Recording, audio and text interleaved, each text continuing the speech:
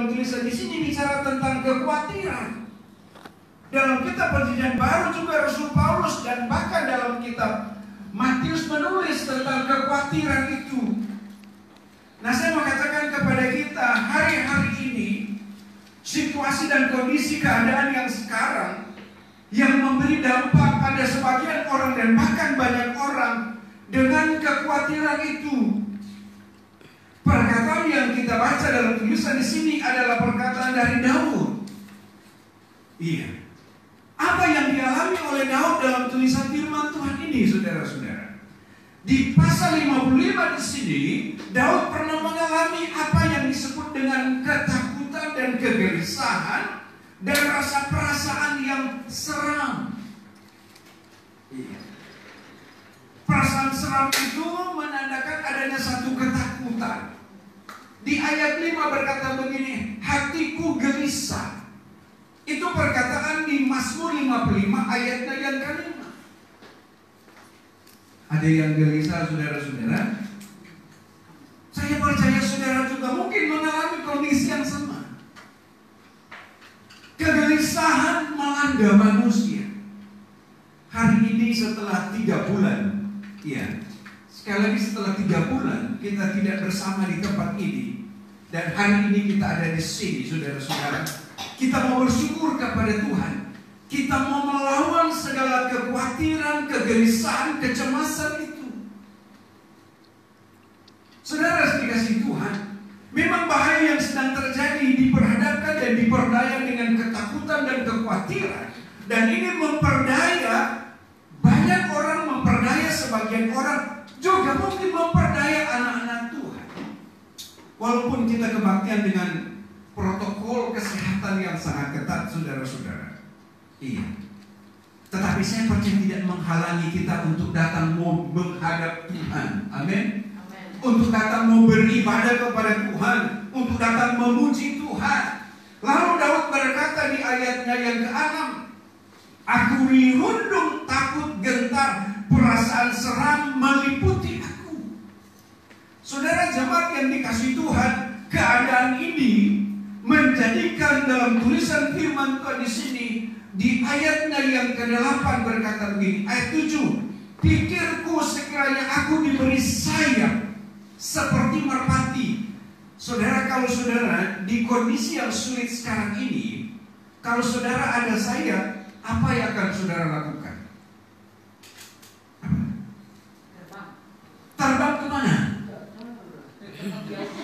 Terbang jauh. Ibu Ringan berkata nggak tahu kemana. Memang demikian, dan kita mau terbang jauh. Kita mau pergi ke Medan, sama di Medan ada si kurma. Iya? Di hutan kan ya? Atau di kebun? Iya. Saudara-saudara dikasih Tuhan, kita mau ke Kalimantan, mau ke Sulawesi, kemanapun, sama situasinya, sama keadaannya. Saudara telepon, saudara dimanapun saudara berada, sama kasusnya. Waduh, hati-hati kalian ada di sana. Sama juga hati-hati ya Kak di sana ya. Apa yang terjadi di sini ada juga terjadi di sana.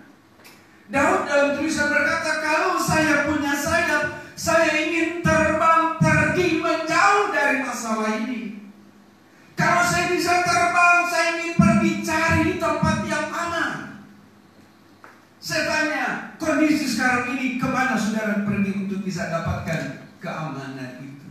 Ketenangan dan rasa aman. Kalau saudara punya pesawat pribadi, saudara mungkin akan pergi ke luar negeri. Saya tanya, di luar negeri sama nggak seperti yang kita alami di sini? Sama. Bahkan penerbangan ditutup. Kenapa? Supaya orang yang di sini nggak bisa ke sana dan nggak bisa terpapar, atau dia nggak bisa menjangkitkan ke sana, dan sebagainya dan sebagainya. Ada orang sekarang berusaha bagaimana caranya untuk pergi ke bulan, supaya pergi ke bulan di sana aman. Tapi ternyata pun juga nggak bisa, saudara-saudara. Kalau orang bisa pergi ke bulan, tetapi saudara dikasih Tuhan, namanya manusia hidup di bumi, saudara-saudara. Di sini kita ada, saudara-saudara. Nah, Daud berkata, kalau aku punya sayap, aku akan terbang pergi jauh. Saya pun juga berpikir, waduh, Kalau di Bogor, di Jakarta, di sini nggak aman, saya akan pergi ke kampung saya. Saya telepon di kampung saya berkata, waduh, di sini sama juga. Seperti yang saya sampaikan kemarin. Saya WA kepada saudara saya di kampung, saya bilang, kalau saya pulang ke kampung bagaimana kalian menyambut gak saya? Saudara-saudara saya berkata di kampung saya, hei Pak De, kalau mana mau datang di kampung, jangan datang di rumah, di karantina di balai desa. Saudara-saudara, itulah keadaan yang sekarang sedang terjadi. Nah di ayat 9 apa Daud berkata, aku akan segera mencari tempat perlindungan. Saya mengatakan kepada saudara, di tengah keadaan kondisi yang ada ini, kita hanya mau percaya Yesuslah tempat perlindungan. Amin. Iya. Kepada Dialah tempat perlindungan yang aman dan nyaman untuk kita mendapatkan pertolongan dari segala ketakutan dan kekhawatiran yang kita alami hari-hari ini. Keadaan sekarang dalam kitab Mazmur pasalnya yang ke-46, mari buka Mazmur pasal 46. Inilah situasi yang ada sekarang ini. Mazmur 46 ayat 2 berkata begini. Ungkapan pemazmur berkata, Allah itu bagi kita tempat perlindungan. Amin. Amin. Dan kekuatan.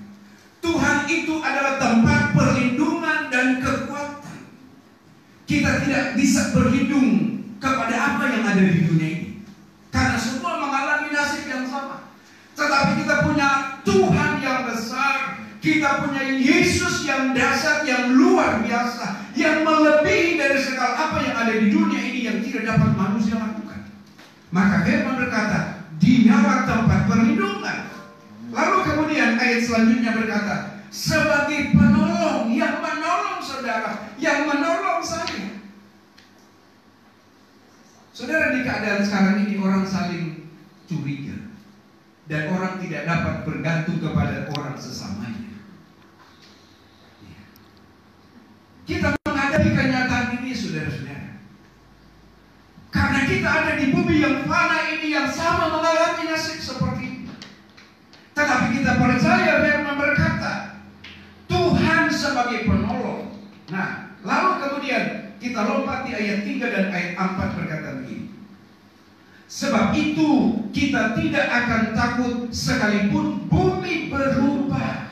Amin. Kita tidak takut sekalipun bumi berubah. Saudara percaya bumi sekarang sedang berubah? Iya. Firman berkata, sekalipun bumi berubah, sekalipun gunung-gunung goncang di dalam laut. Saudara, new normal. Ini bicara sebuah peradaban baru. Sekali lagi. Dan new normal tidak hanya kita di Indonesia.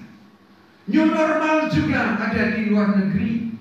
Sebuah peradaban baru yang mana akan kita jalani sebuah peradaban baru itu sejalan dengan bumi telah berubah. Dan